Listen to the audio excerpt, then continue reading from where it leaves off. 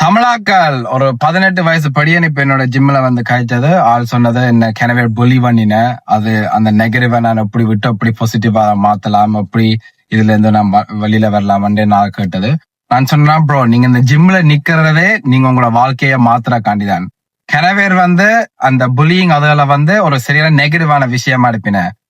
நெகட்டிவையும் எப்படி பாசிட்டிவா மாத்தணும்னு தான் நாங்க யோசிக்கணும். இப்ப அவர் அந்த ஆக்கள் அந்த வேற படியலோ ஆக்களை வேற புலி பண்ணாட்டி இவர் இப்ப ஜிம்ல வந்து நிக்க மாட்டாரு. என்ன மாதிரி ஒரு ஆளா மீட் பண்ணிருக்க மாட்டாரு. எல்லாமே ஒரு காரணத்துக்காண்டிதான் நடக்கிறது. எங்களோட ஆக்கள் எங்களோட வாழ்க்கையில வரது எங்களுக்கு ஒரு பாடம் சொல்லி தரக்கு. அது புலியா இருக்கலாம், கேர்ள் ஃபிரெண்டா இருக்கலாம், பாய் ஃப்ரெண்டா இருக்கலாம், அம்மா அப்பாவா இருக்கலாம்.